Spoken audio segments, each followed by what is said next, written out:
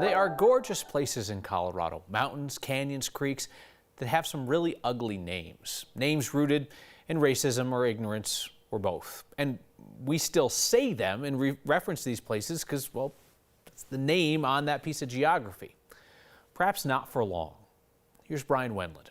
On its face, a name might seem like just a name. There is a gulch in Chaffee County called Chinaman Gulch.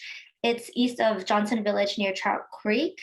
And today, the Colorado Geographic Naming Advisory Board had a meeting to talk about several actually derogatory names of geographic features across the state. But Joey Ha with Colorado Asian Pacific United says below the surface, a name can have terrible meaning. It was used often as a racist slur, used by politicians to feel hatred, distrust, and prejudice.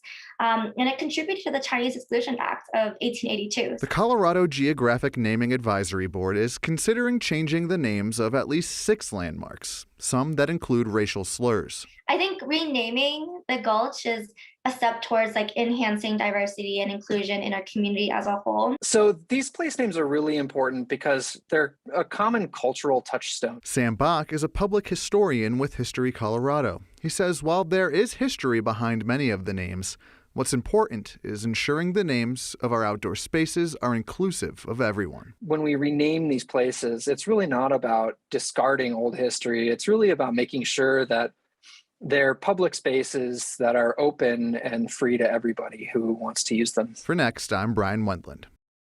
Democratic Governor Jared Polis popped into the renaming board's meeting today. He authorized the board, and he offered an observation that felt pretty cringy to some in the room.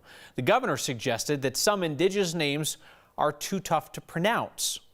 Democratic State Representative Adrian Benavides reminded the governor that working past some people's inability to pronounce names from outside their own culture is part of the point here.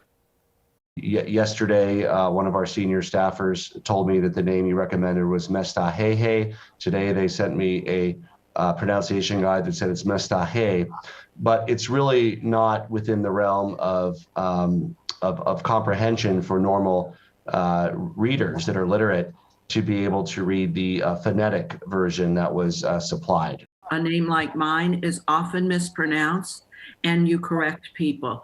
That's not, in my mind, a good reason to avoid using names. That's really problematic, and I think it undermines trying to weave through the different cultures that make up our state. Mestahe was a notable Cheyenne woman in the 1800s. That advisory board's meeting again next month. Public can weigh in on potential name changes.